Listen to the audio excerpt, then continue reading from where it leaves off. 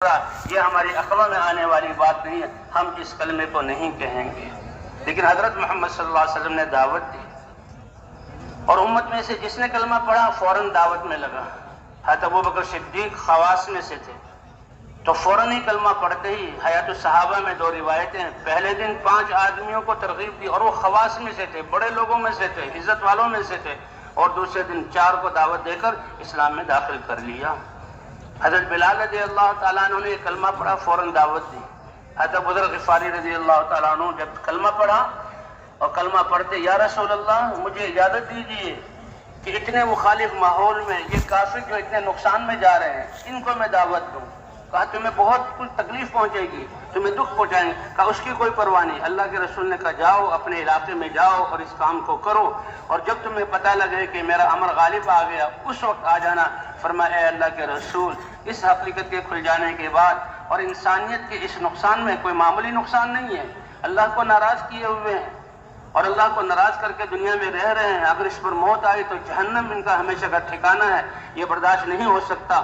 اور بیت اللہ میں گئے جہاں سارے سردار اپنے اپنے قوموں کے ساتھ وہاں بیٹھتے تھے، مجلسیں لگاتے تھے، اور ان میں زور سے جا کر اس کلمے کو پڑھا دعوت کی نیت سے۔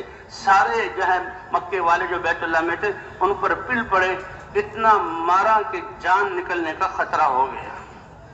حضرت عباس رضی اللہ تعالیٰ ان کے اوپر بڑے جسم والے تھے، ان کی جسم کے اوپر لیٹ گئے اور ان کی ماروں کو اپنے جسم پر برداشت کیا اور کہا کیا کر رہے ہو، یہ غفار قبیلے کا آدمی ہے، اگر یہ مر گیا تو شام کی تجارت بند ہو کر تم بھوکے مرو گے۔ دنیا کی چیزوں سے متاثر ہوتے تھے۔ حضرت ابوبکر صدیق رضی اللہ تعالیٰ عنہ نے، یا رسول اللہ اب تو آپ باہر آئیں اور اب تو اپنی دعوت کا برملا اعلان کریں، اور اجازت چاہیے حضور صلی اللہ علیہ وسلم سے۔ یا رسول اللہ مجھے اجازت دیجیے۔ حضور نے اجازت دے دی اور وہ آئے بیت اللہ میں، اور سب سے پہلا خطبہ حضرت ابوبکر صدیق نے دیا، اور خطبے میں اللہ کی وحدانیت، رسول کی رسالت کو بیان کیا۔ حالانکہ معزز شخص تھے، سب احترام کرتے تھے اور بڑے لوگوں میں خواص میں سے تھے، لیکن کلمے کی دعوت ان کے اوپر اتنی گراں تھی کہ سب اٹھے اور حضرت ابوبکر صدیق کو اتنا مارا کہ بے ہوش ہو کر گر گئے، اور چہرے پر ایک کافر، وہ تو چہرے پر مارتا تھا کہ چہرہ اتنا پھولا کہ آنکھ نظر نہیں آ رہی اور ناک اور ہونٹ بھی پتہ نہیں لگ رہے تھے چہرے کے سوجنے کی وجہ سے۔ پھر ان کی قوم والے آئے اور انہوں نے بچایا اور ان کو دور کیا اور دھمکی دی کہ اگر ابوبکر کو کچھ ہو گیا تو اس کا بدلہ لیں گے، کیونکہ اس پر وہ جان بھی دیتے تھے۔ اور حضرت ابوبکر کو کہا ایسے جیسے زخمی گوشت ہو، کپڑے میں ڈال کر اس حالت میں لے کر آئے، یہ نہیں کہ اچھا بھائی کھڑے ہو جاؤ ہم تمہیں سہارا دیں گے۔ اس وقت ایسی حالت ہو گئی تھی کہ ایک زخمی گوشت کی طرح اٹھا کر گھر میں لائے اور والدہ کے حوالے کیا، اور کچھ دیر ٹھہرے کہ دیکھو اس کو سانس آ جائے، آنکھیں کھل جائے۔ لیکن جو ہی حضرت ابوبکر صدیق کی آنکھ کھلی اور سانس آیا تو سب سے پہلا لفظ، اے لوگوں یہ بتاؤ میرے سردار حضرت محمد صلی اللہ علیہ وسلم کا کیا حال ہے۔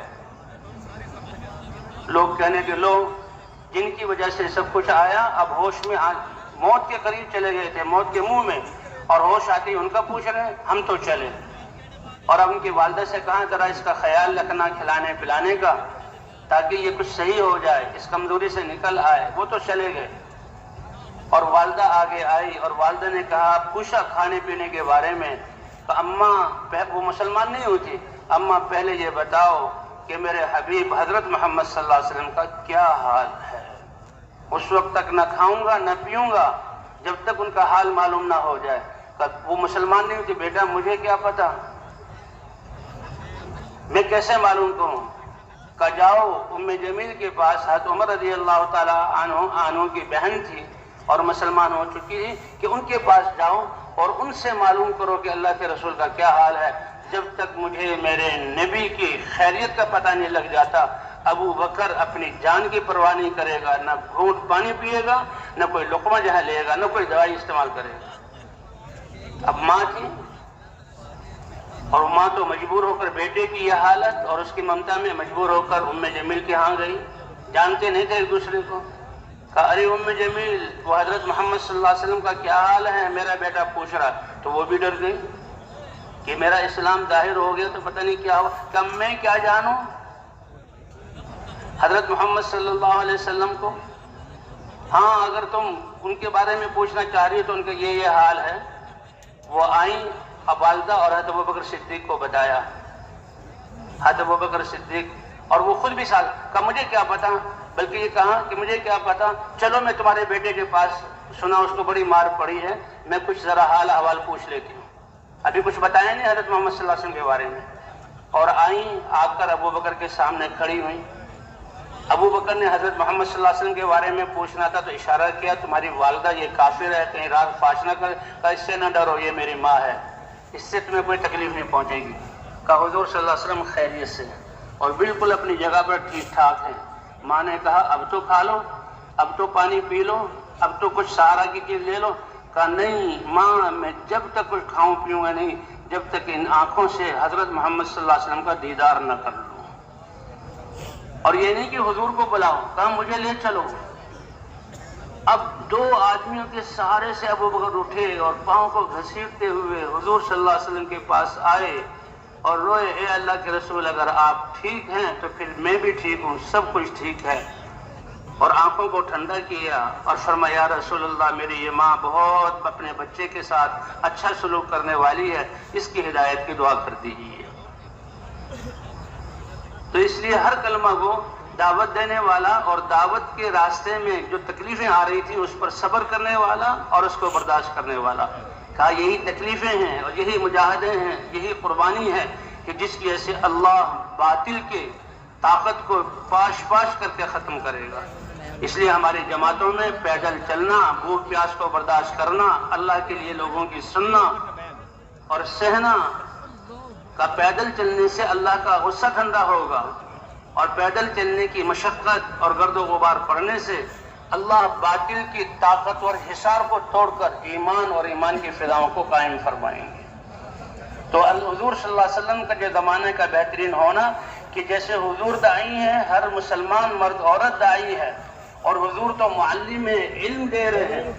تو صحابہ کرام یہ نہیں کہ ایک خاص جگہ ہو، جو کچھ حضور سے سنتے تھے دوسروں کو سناتے تھے.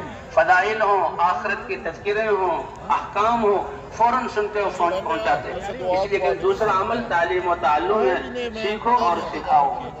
ایسے 100% مسلمانوں تک یہ دین پہنچ رہا تھا. اور ذکر و عبادت، نمازوں کو بنانا اور اللہ کے دھیان کے ساتھ قرآن کی تلاوت اور دعا اور پھر یہ ساری خدمت حضور صلی اللہ علیہ وسلم کی صفات کے ساتھ یہ اعمال تھے. فرمایا جیسے اللہ اکبر کہہ کر امام کے پیچھے 10 منٹ کی نماز میں سر سے لے کر پاؤں تک اللہ کے احکام کو ماننا ہے. اللہ 5 اذانیں دلواتے ہیں، مؤذن کو کھڑا کرتے ہیں. اذان کے یہ کلمات نبیوں کی دعوت کا خلاصہ اور مجموعہ ہے. اور اذان دلوا کر اللہ اپنے گھر بلاتے ہیں اور اب اپنے گھر بلا کر مؤذن کہتا ہے حی علی الصلاح حی علی الفلاح. پھر دیکھتے ہیں کہ سر سے پاؤں تک یہ مسلمان میرے احکام کا پابند ہے. اور جب یہ نماز میں پابند بن جاتا ہے تو پھر ساری زندگی میں لا الہ الا اللہ محمد رسول اللہ، ہر قدم پر، ہر شعبے میں، ہر جگہ پر، ہر حال میں اللہ کے حکم کا پابند بننا اور حضور صلی اللہ علیہ وسلم کی سنت کا پابند بننا، یہ 24 گھنٹے کی زندگی یہ اللہ کا دین ہے، یہ اللہ کا دین ہے. تو ان اعمال کی وجہ سے اللہ حضور نے فرمایا کہ 100% مسلمان ان اعمال والے ہیں، میرا زمانہ سب سے بہترین زمانہ ہے. تو حضرات فرماتے ہیں کہ بھئی آج یہ امت اس محنت کے ذریعے اسی بات پر لایا جا رہا ہے کہ 100% یہ دعوت دینے والے ہوں اور دعوت دے کر اپنا ایمان بنانے والے ہوں، 100% عبادت پر آ کر سارے شعبوں میں اللہ کے احکام کو زندہ کرنے والے ہوں اور علماء سے اور تعلیم کے حلقوں سے فضائل اور علماء سے مسائل کا علم لے کر یہ دوسرے انسانوں کو سکھانے والے ہوں اور اپنی عبادات کو اچھے سے اچھا بنانے والے ہوں اور انسانیت کی خدمت کرتے ہوئے حضور صلی اللہ علیہ وسلم کی صفات کو اپنائیں. جتنے زیادہ یہ اعمال امت میں آ جائیں گے اللہ وہی خیریں اور برکتیں ظاہر فرمائیں گے جو حضور کے زمانے میں ظاہر فرمائی تھی. اس زمانے کا بہترین ہونا ان اعمال کی وجہ سے. تو بھئی کیا خیال ہے، ہمیں ان اعمال کا اہتمام کرنا چاہیے. اسی لیے جمع ہوئے ہیں، اسی لیے اس میدان میں آئے ہیں. 3 دن سے بات سن رہے ہیں کہ کرنے والی ذات اللہ کی ہے، کامیابی اللہ کے خزانوں سے ملتی ہے اور کامیابی کے لیے اللہ نے اپنے دین کو مدار بنایا ہے کہ اللہ کے احکام زندگیوں میں زندہ ہو جائیں، اور اس کا سبب حضرت محمد صلی اللہ علیہ وسلم کی محنت ہے۔ اسی لیے اپنے آپ کو حضرت محمد صلی اللہ علیہ وسلم کی محنت والا سمجھنا۔ اس لیے حضور نے فرمایا انا حظکم من النبیین، اے میری امت فخر کرو کہ اللہ نے نسبتیں تو آخرت میں اللہ کی نسبت چلے گی یا اللہ کے نبی کی؟ یہ قومیں، یہ علاقے، یہ زبانیں یہ دنیا میں تعارف کے لیے ہے، یہ فخر کرنے کے لیے نہیں، یہ تو صرف جان پہچان کے لیے ہے، ورنہ اصل نسبت ہم اللہ کے بندے ہیں اور حضرت محمد صلی اللہ علیہ وسلم کی امت میں ہے۔ یہ آخرت میں نسبت چلے گی، تو اس امت کو نسبت حضرت محمد صلی اللہ علیہ وسلم کی طرف پہلی کتابوں میں بھی اس کا ذکر ہوا، قرآن میں بھی اس کا ذکر ہے، اور قیامت میں بھی حضرت محمد صلی اللہ علیہ وسلم کی امت کی نسبت کے ساتھ ان کے ساتھ جوڑ کر ہمیں پکارا جائے گا۔ اس لیے فخر کرو، ناز کرو کہ اللہ نے اپنے حبیب کو تمہارا رسول مقتدی بنایا ہے، اور اس کی محنت میں اور اس کے غم اور فکر میں اللہ نے تمہیں ان کی اقتداء کا حکم دیا ہے، اور فرمایا یہ میرا نصیبہ ہے کہ امتوں میں جو اللہ کے ہاں سب سے زیادہ پسندیدہ امت تھی، اللہ نے وہ میری امت بنائی۔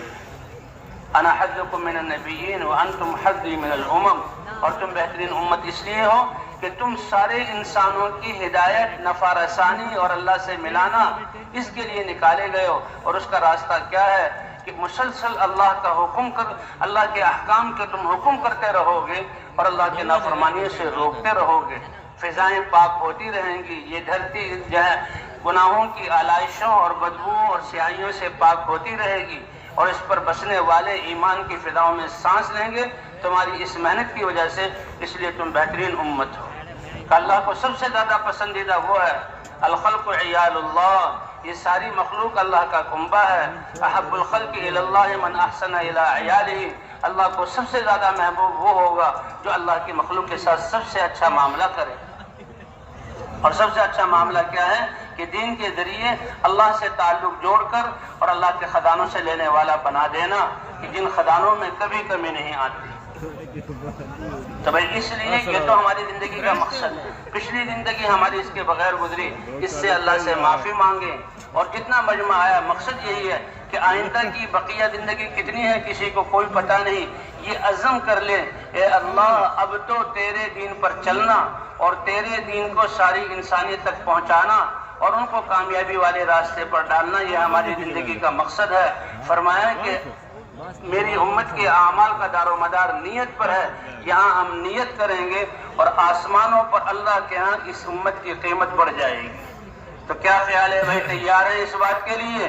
سب کے سب اس نیت کو کریں، اے اللہ ہم تیرے بندے ہیں، تیرے نبی کی امت میں ہیں، تیرے نبی کی محنت کرنے والے ہیں، ایک ایک انسان تک تیرے پیغام کو پہنچائیں گے جسے حضرت محمد صلی اللہ علیہ وسلم نے پہنچایا۔ تو تیار ہے بھائی اس کے لیے؟ اللہ اکبر۔ جیسے دین انسان کی فطرت کے مطابق ہے، یہ محنت بھی اللہ نے بالکل آسان کی۔